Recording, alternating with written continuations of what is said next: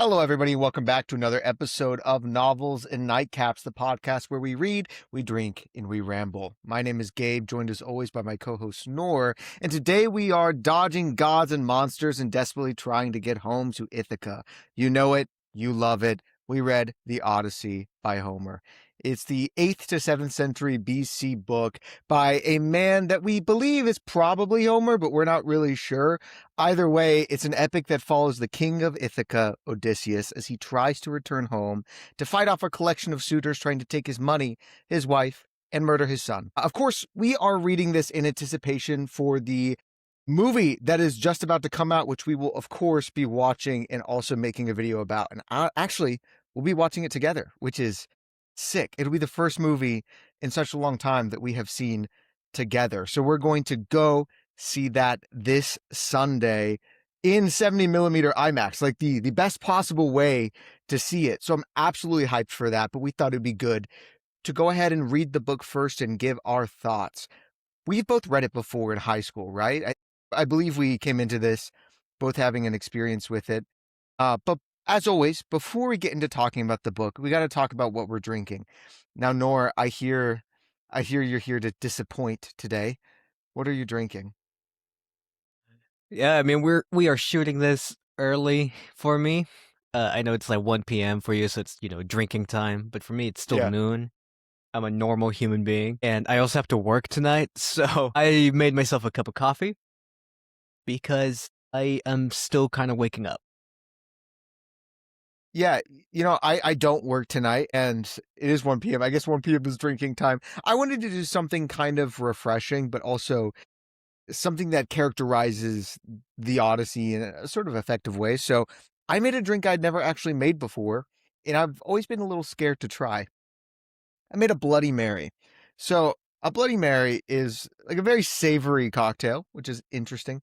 I guess it's not technically a cocktail, a mixed beverage. I just got the Bloody Mary mix. I couldn't be bothered to go into the effort of trying to actually make it from scratch because that's a lot of ingredients. But it's vodka and Bloody Mary mix, and I'll be honest, I'd already tried it. It's interestingly satisfying. It's not exactly what you would expect. It's kind of like drinking soup. You don't really taste the vodka very much. But hey, I mean, I'll drink it. I'll drink it. Okay, but before we actually get into there's not really spoilers to be had here, I feel. The book has been out forever. So Forever. we're just gonna talk about it. But I do want to ask first, before we get into actual plot details, Nor, would you recommend people read this again before going to see the movie? We haven't seen the movie, but we did just reread the book. So is it worth rereading in order to get a sort of clarified experience? Or do you think, no, just go enjoy the movie, this isn't super necessary? It's not necessary, but I think it is a good excuse to pick up the book if you haven't, and to pick it up again if you already have read it. I think it's a classic. It's a timeless masterpiece in many ways. It set the foundation for like modern storytelling. It's quite an important book. I think it's the type of book you should read at least once in your life. You probably will have to if you go to high school in the United States. As we did, as my siblings are. So, like I was telling Gabe, we have 5 copies of the Odyssey in my house, which is, like I would say 5 too many. But yeah, I think you should check it out. Now, you can also just go see the movie. It looks like the movie is slightly different in tone, maybe even in like theme. I believe the slogan for the movie is Defy the Gods, which is very different from the actual story, in which Odysseus largely follows the whims of the gods. But, it could enrich your understanding of the movie and enhance it that way. Or, do whatever you want. Make up your own mind. You're listening to a podcast about books. I trust your decision making the most.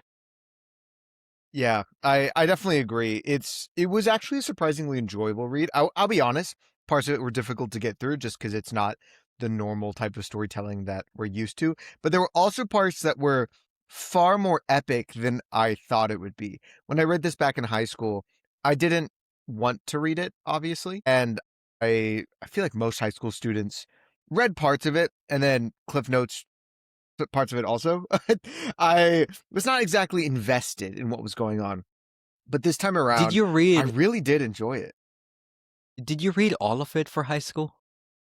I don't remember. I feel like it's not likely that I did. I feel like it's more likely that I got given sections to read. That to me seems more probable because there were sections of this book that I had no recollection of whatsoever, and I probably just never read. Same. But I didn't know that. I don't know, maybe it's just a lapse in my memory, but I felt like I had read the Odyssey, but obviously I hadn't. So I completely agree with you, though. I thought that this was exceptional, but also very different than it looks like the movie is going to be. Not only what you said there, but also I'm hoping there are some changes. I know that some people are very upset at the changes that Christopher Nolan seems to be making. There are some elements where I'm like, maybe he makes Odysseus a little bit better as a person. Not fully, like he needs to have a lot of flaws, but man, I'm sure we'll get into it. This dude is not very faithful to his wife. I was really shocked by how many gods he sleeps with. He just like sleeps with the world. And I understand it's probably a cultural thing, but then they dog on all the women for being, like basically going off and sleeping with men, and they're like, wow, they're not loyal. And yet I thought it was crazy. I totally understand cultural difference, blah blah blah, but I can criticize it. It's, thousands of years old. I definitely was like, in a modern retelling, I would hope that they give him um, a little bit more strength when it comes to keeping his Yeah, oath to his wife, his promise. Maybe that seems good. underscore that idea of him going back to his wife Yeah, because of love, not because of they don't ever really explain it here.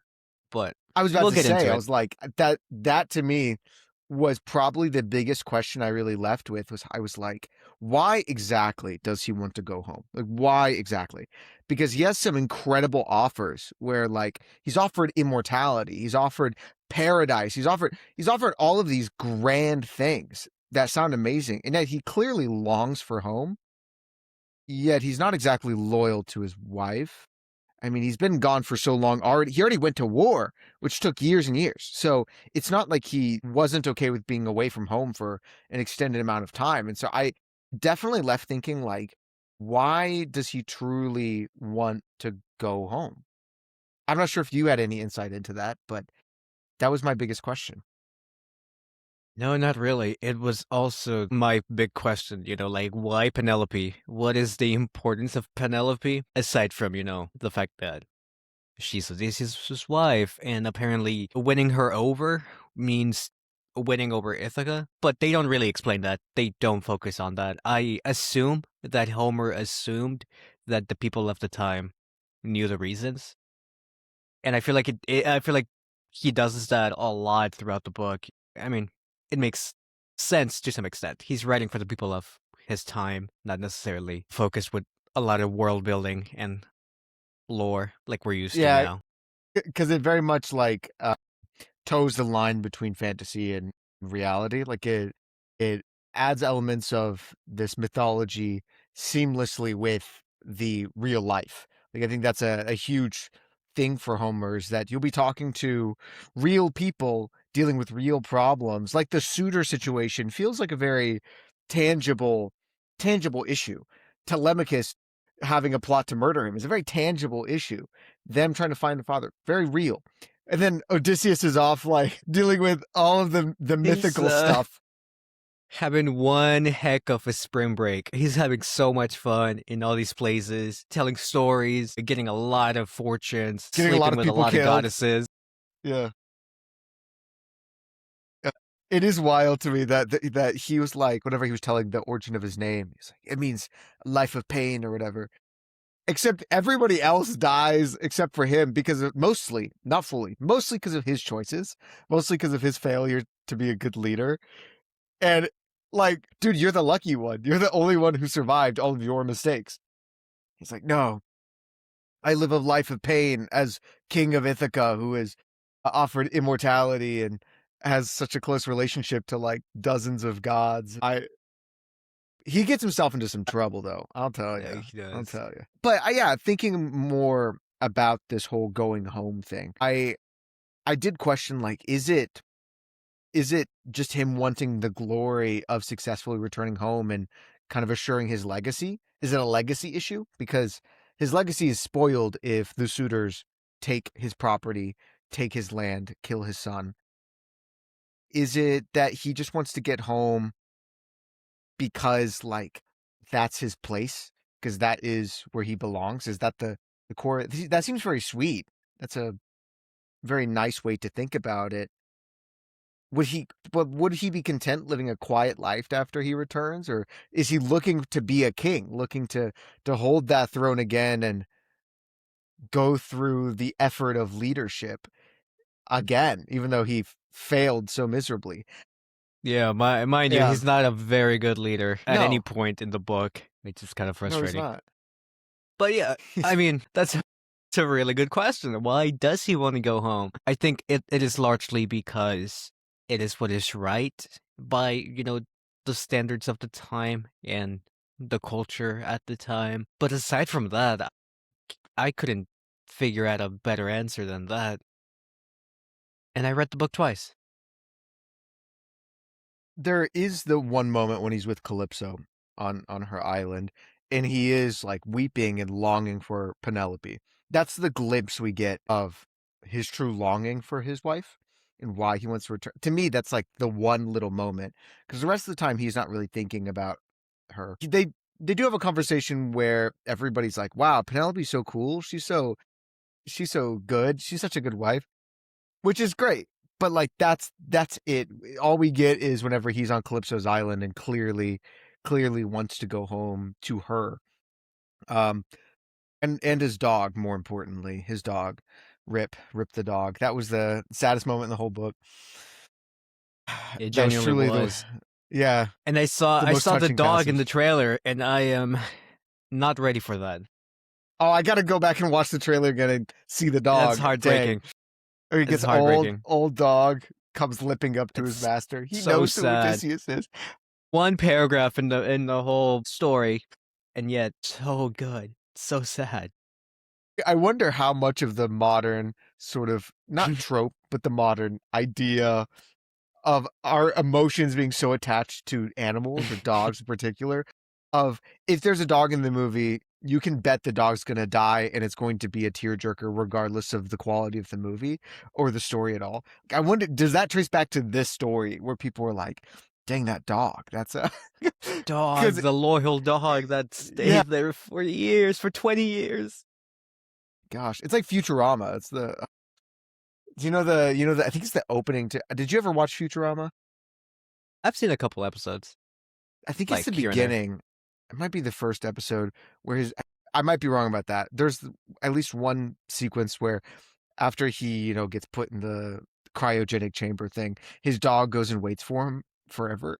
And he just kind of, it's so sad. It's the saddest moment. Anyways, we're getting away from the main point here. Yeah, Yeah, I do I don't. want a clearer direction as to why he goes home in the film, if we could get that. To And, me, it seems. without talking too much about the movie, Christopher Nolan, for as many, flaws as people like to point out, and, the lack of like emotional understanding, which I don't know if it's like the fairest criticism, because Interstellar, the core of that movie is the dad making his way back to his daughter, and he nailed it in that movie. If he does even like half of what he did in there with the Odyssey, I think you got something special. I think this is one of the instances where the film might actually improve on the source material. Especially with the relationship between Telemachus and Odysseus. I think that can be really strengthened. There is that epic moment, of course, where they massacre all of the suitors who are like, aren't they unarmed? I did always wonder about that. I read that and went, why did they have to feel like, why did they murder them all?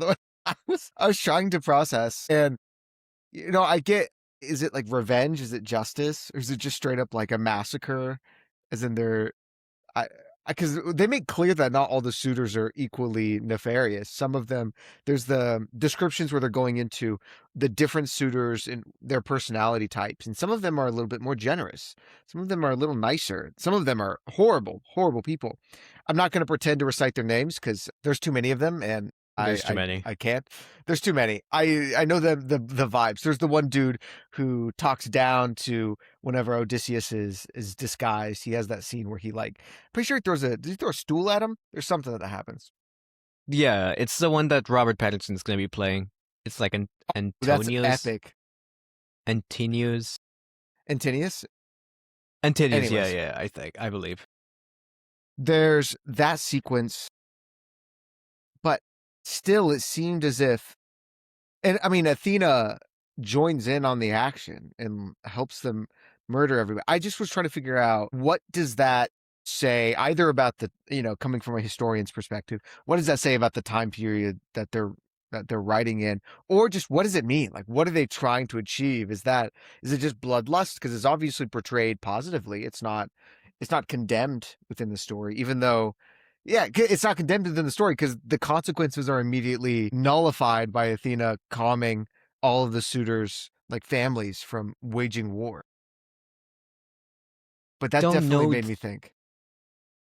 don't know the exact answer, but a quick Google search says that it was a violation of ancient Greek law. They have like these hospitality laws, which, I mean, makes sense when you consider Yeah. how every other character in this book was so nice to Odysseus being a stranger and all. And I mean, most of it was because, fearing that he might be a god in disguise and might punish them if, they don't treat him kindly and with respect. But yeah, I mean, it just appears to be, that was the law back then. The suitors, broke into his house, basically took over it, ate all his food, wasted all his resources, drank all his wine. They were all trying to court Penelope. It's like, not very good guests. I mean, I don't think we can get away with doing that here today, here and now, but I guess you definitely could back then. And it makes for a really cool sequence, even though, yeah, they were unarmed and there wasn't much of a fight. And it was pretty cool, though. It was pretty cool. It was pretty cool. I do love the idea that the equivalent is a guest comes over to your house, you invite them over, and they just like keep eating and you can't figure out a way to ask them to leave. They just like keep overstaying their welcome. Do you know that feeling, the awkward feeling where you wanna like tell them to go home because you want to go to bed or whatever, but you can't figure it out? That's to me what the entire plot line felt like. Is just a lot of people over at this epic party that had been going on for years, right? Isn't it years? Like, It's years, yeah. they're just staying and eating all his food. That's really funny. I had a lot of fun with that element.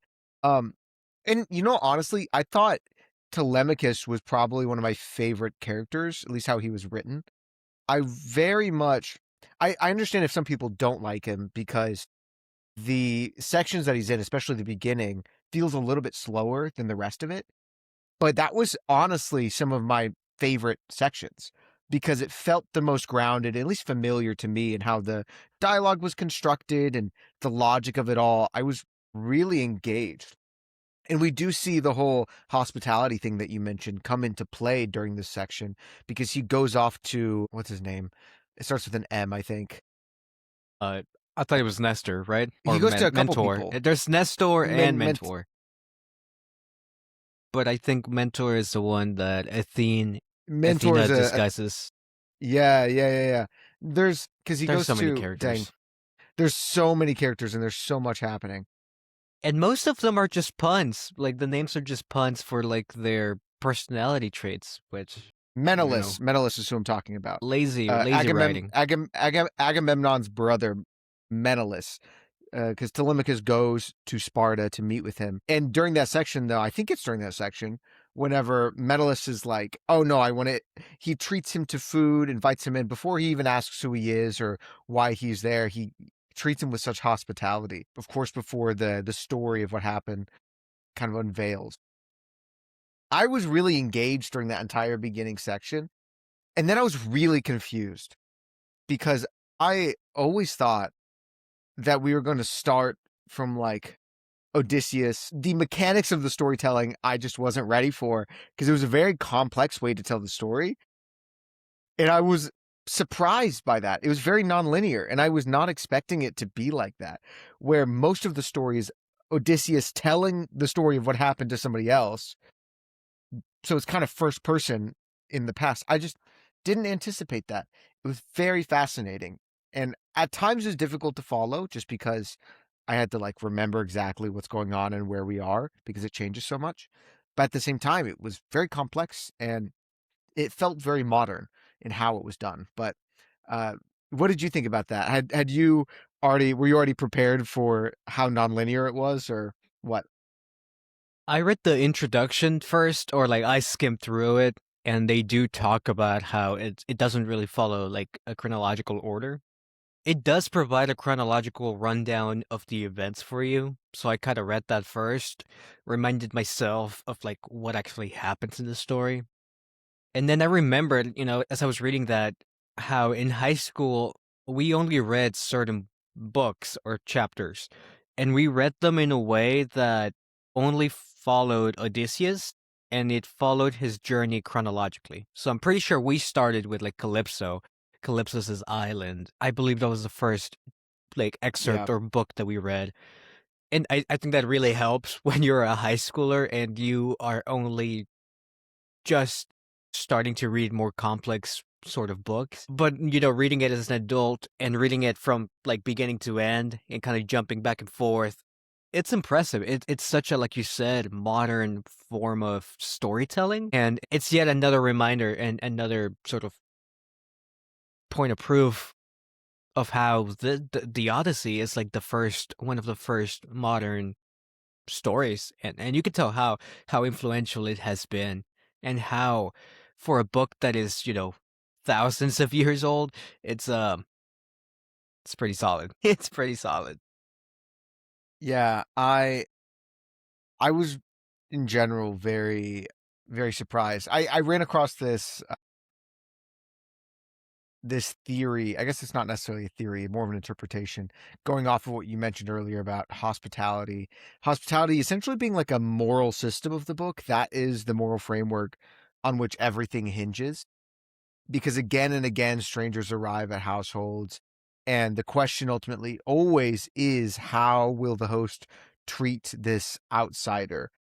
Which I found fascinating because you have like obviously ways not to do it. The Cyclops eats his guests, for example, which I completely forgot. Like I knew this internally, completely forgot that the Cyclops were like the children of Poseidon. And still though, that backlash is it's a little much from Poseidon. Let's be so for real. Being like, oh, you stabbed my son's eye, I'm going to obliterate you in the ocean. To be It fair, felt we all know that Poseidon is like the whiniest, like the whiniest of the gods. At the risk of being swept away, he's kind of a man child. It's mm-hmm. kind Yeah, of he's like a jerk. like the moment that Odysseus makes his way onto the ocean, Poseidon's like, him again? Destroy! Like every single time. He leaves Calypso's island, Poseidon's like, finally, and get my little hands on him. But he just kept surviving though. I did wonder like how unreliable Odysseus was in telling his own story. Because I think that's, if we're granting it being already a quite modern sort of style of storytelling, that's the unreliable narrator is also a modern thing. That I wondered how much is true of Odysseus, because Odysseus tells his own story for like a good chunk of the book about what happened. He could just be lying. He could be not I, telling the I truth. I wouldn't be surprised if he's lying a lot of the time because we see him repeatedly like come up with lies on the spot where like every single time he arrives at a place and has to disguise himself as someone else, he comes up with an elaborate backstory that is just so good. Like he's lying through he's just an impeccable liar. I wouldn't be surprised if he Yeah. does exaggerate some of his life feats. But I guess he also admits to Or being even a horrible leader because he's just awful. Yeah, but at the same time, he does like inevitably blame other people for pretty much everything that happens, right? While we can read between the lines and see how horrible of a leader he is, it's ultimately his men that decide to do all of the wrong things against Odysseus's counsel. Like they sacrifice the calf, like they're the ones who do all these things despite their leader telling them to do. Obviously, we know that means he's a bad leader. Like if your people aren't following you, that means you're bad, but he still frames it as, oh my gosh, all my men just kept doing all this stupid crap that like ended up killing all of them. Oopsie, right? I don't know. I thought that was fascinating though, because the entire story hinges on this idea of hospitality. Calypso refusing to release Odysseus. Is it the Phaeacians? They're not the Phoenicians. They're the Phaeacians who No, the generously help him. Phaeacians. The Yeah, yeah. Phaeacians. I don't know how to say it. Those guys are super generous in how they help him. You have the suitors who are awful guests and abuse the position. Cersei literally transforms the visitors, right? Treats them horribly as they are guests. And even Odysseus enters his home as this powerless stranger in order to try and gather some sort of insight into what is going on. I thought that was such an interesting choice. I tried to like figure it out. Why exactly does he disguise himself as a beggar? And it seems to me it's just a practical move. But I wondered if there was any other deeper motive behind that, because that felt like a very intentional and interesting choice. But obviously he's disguised himself before. But you would think he would come home and with the open arms saying, honey, I'm home. But instead, he bides his time and really waits until the perfect moment to strike. And I don't know. That was interesting. Think yeah, I think it is largely because the gods tell him to do it that way, but at the same time, I think as a beggar, that's like the ultimate test of hospitality. How are you going to treat a beggar? How you treat a beggar says a lot about how you treat other people. And I think it was like a final test for the suitors, like a last chance at maybe redeeming themselves, even though he was going to kill them anyway, because apparently ancient Greek law says that you should kill your ungrateful guests. But it was interesting to read that part and see him biding his time, kind of not even reacting at the fact that he's at home, Penelope's right there, even Telemachus. But I guess the gods have a funny way of doing things. That's true. I guess I don't give enough credit to the God situation. That is obviously a major factor here. It's mostly the gods just kind of toying around with mere mortals. Which is another thing I found interesting, speaking of the gods, is there's a lot of talk about the gods putting like a thought or like a feeling in someone's head, like imbuing Telemachus with courage and confidence, or, putting certain thoughts on Odysseus, like holding onto the rock so that he doesn't perish away by the storm. Yeah, I was reading the introduction, and other translations, it changed the wording in a way that it's just the character thinking the thought, but Homer, or at least this is one of the most accurate translations from what I was able to gather, and they interpret the language as, Homer implying that the gods play such a huge role in or played such a huge role in the Greeks' life, and not only influenced the environment, but the people themselves. And so whenever someone acts wise and confident, that's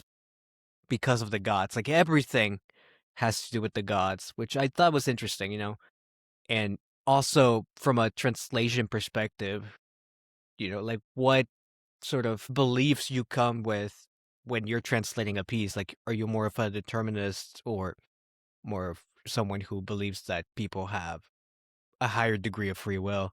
I thought it was interesting. mm, that is really fascinating. I mean, there's inevitably quite a lot of information and context and just feeling that's lost always in translation. That's always the difficult thing. I mean, we did a review of Crime and Punishment, right? And to me, that felt very similar. As in, we lost a lot in translation, and I can't even imagine what depth we have in the original here that we are missing just because of the fact that it's being moved into English. And you're 100% right though. Like the modern Western thought and belief 100% influence the way that they're going to try and communicate, because the goal is to communicate both the wording and the meaning of the Odyssey through the translation. And the best way to do that oftentimes is to put it in terms that we would understand that doesn't necessarily make sense in the original. And I mean, I've seen the movie that's coming out is based off of a different translation than the one we read. He specifically used, I forgot her name, but it's a really, really famous translation from this female scholar, this feminist scholar. I might be wrong. Is it Emily Wilson? I believe it might be Emily Wilson. Let me double check here. I was about to say this feels important. Yeah, Emily Wilson's 2017 modern translation is what it's based off of. So that obviously is going to pretty directly translate into what we see on the screen. I know that this one it was a controversial translation because it was a quote unquote feminist translation. I think that means like Helen was described in a slightly less sexist way or something. I'm pretty sure in the original translation it called her like a slut or something like that, because it translated the word dog faced into something a bit more derogatory. And from what I understand, Emily Wilson took that to mean something else and translated it into, I think, just dog face directly, like a description of what she looked like. But I don't, I'm not a scholar on this. However, I do think it's interesting how those different little background beliefs can influence how the translation goes. Still, I thought the one we had was excellent. It felt very classic. I don't even know how to explain it. It felt very classic. It was the first Penguins classic that was published, which is kind of crazy. Ever? I didn't realize that. It was it 1946? Yeah, Penguins. Is that what it was? A Penguins classic, not like Penguin, but yeah. Yeah. That's amazing. Okay, now question time. We did this for Supergirl, and I loved this segment. I really, really did. And you were pretty spot on with pretty much everything. So a film cannot give equal weight to every island or divine intervention or feast or genealogy or repeated story or any of that. I think, for example, we'll probably see it in the Death Book, where for us, we got a rundown, Avengers Endgame style of all of the mythology people that we could possibly ever dream of. They were name dropping left and right. And I had never fully internalized the fact that this is obviously all taking place in the same universe. But to me, it read like Avengers Endgame. And I'm like, they're all here, all of them at once. This is so epic. But I can imagine that, for example, being at least like trimmed to be a bit more direct. But what do you think gets cut? What do you think gets kept? Like, where do you think they're going to really trim the fat? Starting with the Book of the Dead, I can definitely see how that scene is gonna change. In which we're not gonna be talking about like these historical figures, not the greats, but rather the people in This Is His Life. I think he's gonna see the people that he fought alongside with, and maybe his parents as well, or his mother who passed away because she mourned him, and she couldn't cope with his absence, which She I died of a thought was broken kind of heart. sad. Yeah, she died Yeah. of a broken heart. It was kind of sad. I don't know. I mean, there is a. I do think you could consolidate a couple of the encounters, especially from maybe Telemachus' side. I don't. I you definitely have to keep Calypso. I think she's too important to cut away. Cersei, you can maybe get away with not including, but I know she was cast, I believe, so she will be there. Yeah, she was definitely cast, yeah. I think you start with the Trojan horse. I think that's how the movie's gonna start. I think with that sequence. Yeah. Or it's gonna start with Telemachus talking to either Nestor or one of the people that he goes to visit. But I don't know. At the same time, this is a pretty lengthy movie. I think it's like Yeah. a little over 3 hours. We're gonna be there for a long time. But I don't know. What do you think? I'm curious. The big thing to me that I wonder is it going to be non-linear like the book, or is it going to be chronological?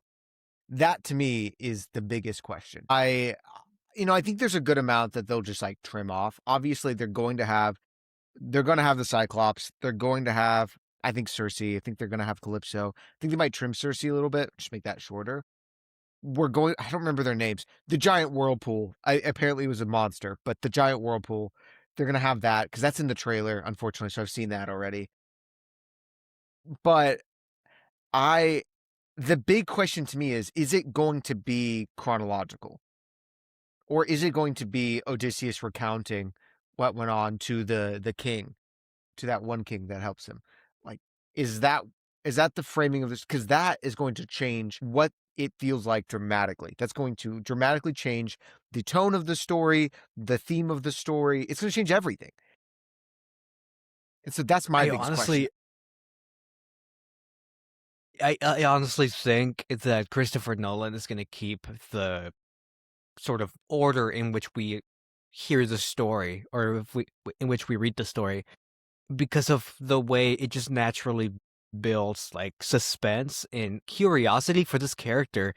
I mean, the first two books, or even three books, they don't even feature Odysseus at all. It's all Telemachus talking, or other people talking about him, and there is such a build up to the character that I can anticipate, spending like the first 10 to 20 minutes just hearing about this character, and then him waking up in Calypso's island, and that's when like the action fully starts. And I think he can nail it. I think if there's a director that can Yeah. do it, it's him. He messes with time, he messes with the order of events. He nails the way he discloses information and changes the meaning of information that was already revealed. He's done it in Memento. He's done it in The Prestige. He's done it in Tenet, which is not the best movie, but he No, nails that yeah. aspect of it. The time thing was cool. He's Yeah. Yeah, like he knows how to do it in a really fun and interesting way. And this is the type of story where I think you benefit from that. Yeah, I also think Telemachus just simply doesn't work if you don't tell it non-linearly, because the whole Calypso section is designed so that Telemachus could grow up and become a character, and he is, I think, at least how they're promoting the movie. I've seen a lot of Telemachus around, all right? It seems like he is going to be maybe even more important in this movie than he was in the book. And so, with that being said, it can't be chronological, straight up, because he's not going to be there for like most of the book then. It just can't be. And so I think it has to be nonlinear. I think you're right. Also, he loves playing with a little bit of time. That's like his favorite thing to do. So it naturally makes sense that he would follow in that same line. The thing I do think they're going to change a little bit, if I had to predict anything substantial here, is how the suitors get killed. I don't, I have a hard time picturing Christopher Nolan having an ending kind of scene where all of them are unarmed and then Telemachus, Odysseus, and Athena just go to town and just murder everybody. That seems kind of far fetched. I don't know. To me, massacring them all in one room, it could work. I'm not saying it couldn't work. I think if there's anything that he's likely to change to make it seem either more contentious or more just, you know, have a little bit more justice, that's going to be a sequence. Whether it be some of the suitors have weapons, so it's a fight or something, that is an area where I could find. But beyond that, They are how go ahead. Yeah, I was gonna say they're definitely gonna be armed. I don't see how you build a climactic scene in which the suitors don't put up a fight. Also, from what we've seen of Robert Pattinson, who plays the main like suitor antagonist, Antinius or whatever his name is, he plays him in a way that he feels more smart. He feels smarter and more cunning than he does in the book. In the book, a big flaw of the suitors is that they take it for granted that Odysseus is dead. They take it for granted that they're just biding their time and it's going to happen one way or another. They're going to win Penelope one way or the other. But in this book, I feel like, or in the movie, I feel like Robert Pattinson's character will be more realistic about his the dangers of having Telemachus around, and potentially Odysseus. So I think there will be a fight at the end. Otherwise, I don't see how it would be as satisfying as it could be. Yeah, I mean, also in the book, obviously, all of the suitors are pretty one note. They're a bit homogenous for most of the tale. They are, quote, the suitors. I think we're likely to see Antinius more so stand out as the chief antagonist or the ringleader. In the book, he's kind of just like cruel, kind of evil. He's just a bad person. And it would be nice to see him be a bit smarter. I'm not saying he needs to be nice. I'm saying having him be a bit more calculated and intentional and not just a cruel, brute, rich kid would be good for the story, I think. So you're right there. I think changing Antinius or just in general how the suitors function would be beneficial. And then how do we think, compared to the book and how the book portrays the gods? Because we have some sequences where the gods talk. It reminded me a lot of Hercules, like on Mount Olympus. You know the scenes from the cartoon, Yeah, yeah. how all the gods are just talking. I think it's in the beginning of the book that we get that sort of sequence, and it felt really Disney, in at least in my head. How do we think stuff like that is going to be portrayed, given the sort of grounded, while epic, grounded vibe that we're getting, at least from the Christopher Nolan Odyssey? It doesn't seem like he's going to do, shots in the clouds where the gods walk around and talk to each other. That doesn't seem like the vibe. It feels very grounded. I I'm really excited to see how he does it. I have some ideas. I feel like I feel like knowing him, we're not gonna see Zeus, Poseidon, or Hades. We're not gonna see the big dogs, the main gods. I think we're gonna hear a lot of voiceover, maybe one-sided voiceover of like Athena speaking to the gods and like or speaking to Zeus in particular, like pleading for Odysseus. I think it's gonna come in the form of like a voiceover. I That's think interesting. I could also see him, Nolan, playing it more like Odysseus sees the gods like Athena and Calypso and Circe, but he doesn't quite know if they're actually there. Yeah. But like more of like a vision, especially the way some of the shots have been framed. You have Odysseus on the foreground, on the forefront, and you have the goddess in the background, and she looks so distant, and they're not even making eye contact half the time, at least in the shots that I've seen. So I wonder if he's gonna go that way, where it's more of like an internal monologue, just Hmm. visualized as if you're talking to the god. But I am very excited to see how that unfolds, especially with the whole idea of defy the gods being like the central theme, ostensibly. That's definitely not the theme of the book at all. That's No, so it's funny not. to me. No, I never it's put that not. together.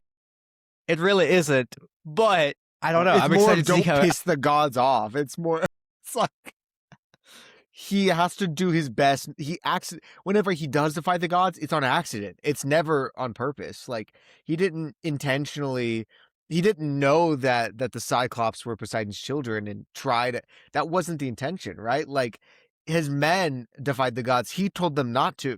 That's so interesting because that's definitely not. I guess it's defying the gods' intention to kill him. Obviously he doesn't, but that's not all the gods. Not all the gods want him dead, and it's more about making him suffer than killing him straight out. So are we gonna get like a fist shaking at the sky? How dare you, God? Like, is that gonna be the vibe? I can see it, but also that's not the story. So, but it is an adaptation, so we'll see. I'm This expecting a is lot. yeah. I'll be so honest. Yeah. It's one of those things where like I'm okay with that being the theme. Like emphasize the indomitable human spirit.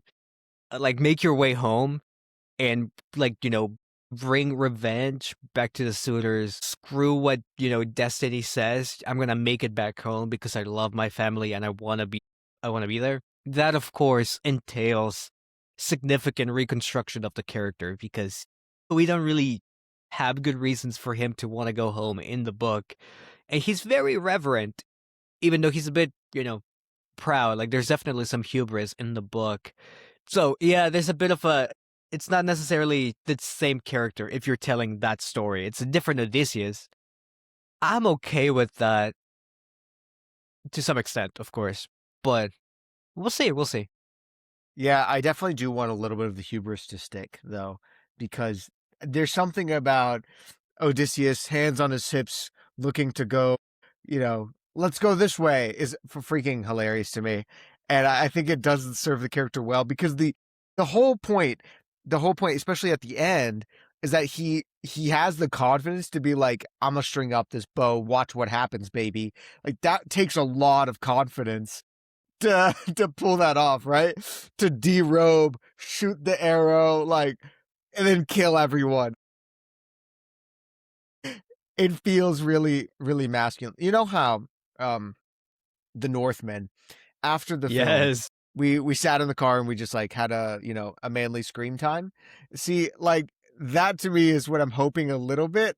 I hope we have a little bit of testosterone just sprinkled on top. A little testosterone. We'll see. I want it to be a good movie first. I'd be okay if there's not testosterone in there, but like I could see a little bit, just a little sprinkle. Man, the book was good though. It was hard to read. Did you find it hard to read, or were you like that was a breeze? No, I had to listen to the audiobook. It helped tremendously because there were parts where like I would just drift off or fall asleep. There's a lot of repetition, a lot of the same ways to describe the character. And The I'm assuming rosy tipped fingers of the morning pissed me off. I was so sick of it. I was like, and good like morning, Dawn, Rose. waking up and Dawn going to bed. It's like I get it. Okay, I get it. Or like wise Penelope or I forget the other adjectives at this point. There's But a they bunch of like good describe them, natured or whatever. the quick-witted Odysseus, the conscientious Telemachus. I'm like, all right, I understand. Which part of it is the pattern of the way Homer was telling the story at the time, the conventions of the time, which is fine. But it made for a slightly sluggish read from time to time. But if you power through that, I think it's worth reading at least once in your life, maybe twice. Maybe twice. I completely agree. Oh, I forgot to keep drinking my drink. Here, you keep talking for a second while I drink this. Yeah, and needless to say, I think we're both very excited to see the movie. We're very interested in seeing what changes Christopher Nolan makes to this monumental piece of work. As for the story itself, you're probably going to read it in high school if you are on the younger end of our audience. If you're on the older end, you already... Wait.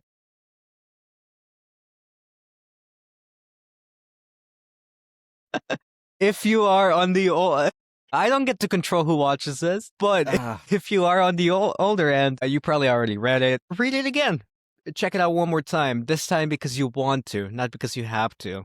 And Right. you'll find it a much more fulfilling and meaningful experience. If at the very least, it will enhance your understanding of the movie. And I think that makes all the difference, especially when you have such a popular cast and most people are going to see the movie and they're not going to be able to tell you who the character was. They're just going to be talking about Zendaya did this and Matt Damon did this and Tom Holland was there and Robert Pattinson was the villain. At least you'll know the characters. A handful, because there's well quite said. a lot. Yeah, very, very well said. 100% agree with that. Read it because you want to, and also mostly because you're excited to see the movie and wanted to get a little refresher course before you go in. Should we talk a little bit about the controversies with the movie? Just a tiny little bit. I know this is about the Yeah. book, but before we see the movie, there's been some controversy. I don't know if you have any aggressive opinions on this. I don't really. To be honest, I'm just excited. But there's a couple of key points that I think we can talk about. First is the costuming. People have really criticized the costuming for looking cheap or not looking historically accurate, whatever that means for a fantasy tale. And then there's also the casting problems, people being upset with I think they said that the actress who plays Helen is unattractive, which is just rude to me. I think she looks beautiful. I don't know. I think that's weird. That's a Helen weird is criticism. yeah, she's a great actress too. Yeah. She's been in I so just many find it movies. weird. We love her. People are And like, every yeah. she's a genuinely great actress. Yeah, I think that is utterly ridiculous and probably just racist, to be honest with you, would be my guess. And then there's the third thing that I kind of do get more, which is that there's not like a single Greek actor in this film. And I'm like, on one end, I kind of do understand. I do get it that like, maybe it is kind of appropriation to say the Odyssey, this extremely famous Greek tale that Greece gave us. However, let's be so for real. The Greece then is not the Greece now. They are different Greeces. There's not like they're the same body of people. They are not the same culture. It has changed fundamentally. Yet I still thought that was worth kind of talking about just for a second at least. So we can first start with the costumes, because that's the one I've seen a lot of gripe about, is that the costumes are just uninteresting and not particularly good or historical. I mean, they look very like Roman influenced, but aside from that, it doesn't really bother me that much. I will admit, when I saw the first look, the first picture with Matt Damon as Odysseus wearing his armor, it did look a bit iffy, but nothing that would like turn me off or like turn me away from watching the movie. Also, like if you look online and see like the visualization of what it would look like in a more accurate sense, it looks It's not good. ridiculous. It It's looks not so good. stupid, and most people would not watch that movie if the actors were wearing that. It would look ridiculous. Like, let's be real. It's not aesthetically pleasing. Did you need to go the Roman route? Not particularly, but again, it feels like a nitpicky. It also very much seems to me, at least, that they watched the movie 300 and were like, "Oh, that's sick." That's how basically everybody expects Greek people to look, with the really, the very specific helmet, the epic mohawk sort of deal. And I get it; it does look, pretty cool, but it very much is just the movie 300, and they tried to take it. I understand some of the Also, criticisms, like, let's be but honest. you're right. Most people Yeah, that are watching this movie, no, you know what? Most people that are hating on this movie are not. They're not historians. They're not Greek experts. They are just looking to hate. They make some valid points to some extent, but at the end of the day, if the story is amazing, if the perspective that the director is taking this story is interesting, if it adds to the original, I will be satisfied. Also, I feel like we are yeah. underestimating one of the greatest directors that is alive right now, alive and working. Christopher Nolan is a fantastic director. Why are we underestimating him? He's done like he might have maybe a couple of tendencies that are not like great, like exposition, too much exposition, maybe some emotional lack of understanding. But at the same time, he's giving us Interstellar. He gave us the Dark Knight trilogy. He's giving us Dunkirk. He's giving us Oppenheimer, which we all loved when it came out. Like that was a huge hit. It's It's kind of awesome. interesting to me that they are underestimating him in this regard. And I'll be And honest, I think it's mostly the minority. I mean, looking at the projected numbers, this is going to be a incredible hit. yeah, it's It's not the like tickets a sold out. yeah. We got lucky. Um We got tickets as late as we did. it is, yeah, it's kind of insane. And I agree with you. I think if they actually put everybody in historical armor, number one, this isn't real life, guys. They have the Greek gods and like a bunch of monsters and stuff. I don't think historical Exactly. accuracy is important. I always have a problem with that, because I'm like, no, the goal of a movie is not to depict history, because guess what? It's a movie. It's meant for entertainment. Like the let's be so for real right now. You're not ever. I'm all for finding bits of cool history here or there. I study history. I love that kind of thing. I think it's neat. It's neat, but it's definitely not a prerequisite for a good movie. You can have a good movie that's historically inaccurate. And also, like, the casting thing is kind of interesting. That one is more, because I completely understand that you want the big actors. Christopher Nolan now has this sort of reputation with, I'm going to get all of the biggest actors in the industry and force them into any role, even minor ones, and they're going to love it. Like, that's that's what he does. That's who he's working with. And so it's not exactly surprising, and this is a major work of the Western canon. I don't know. to me, that didn't really bother me that they're not all Greek, but also, like, I think it would be a worse movie if they were, to be so honest. I think, but what do you think?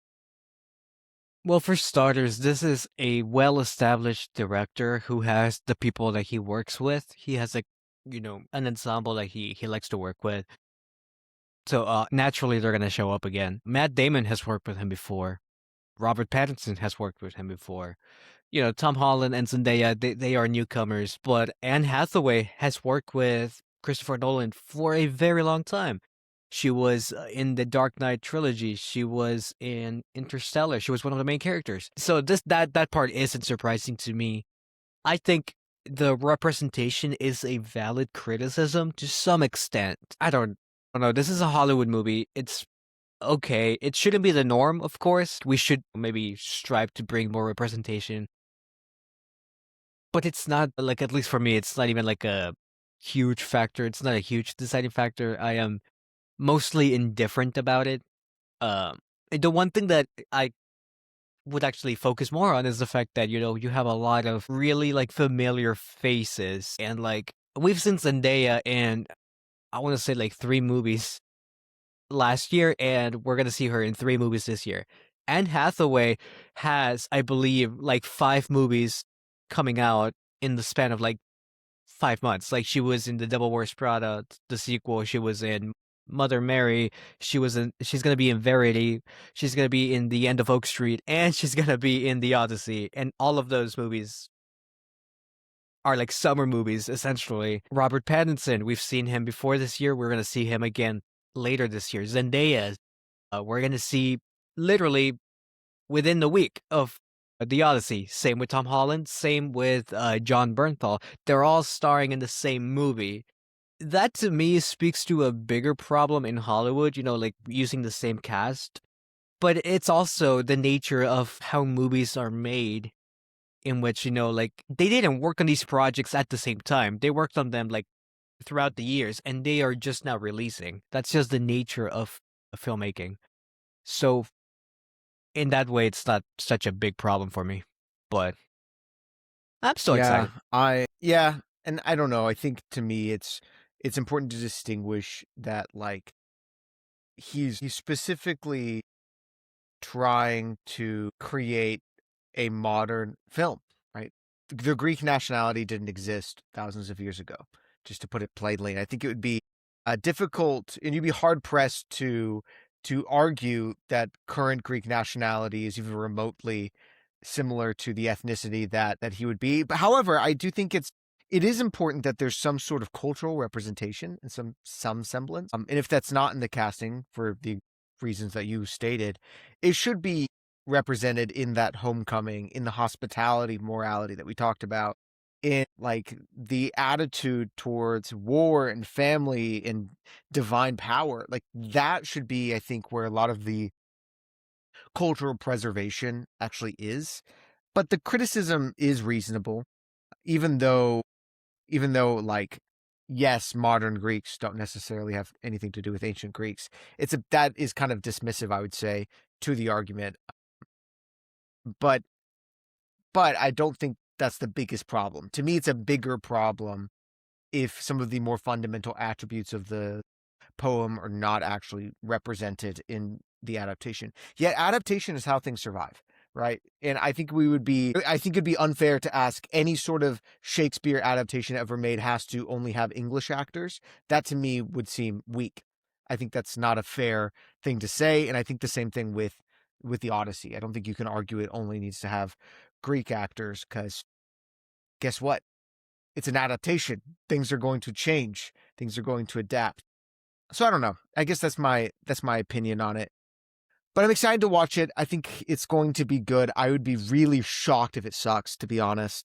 And it's going to be a blast. Nor, did you finish your coffee? Of course. Of course you did.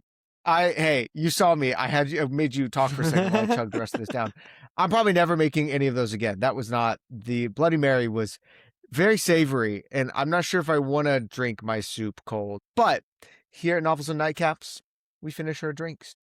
We'll catch you next time for a review of the movie And everybody have a good night.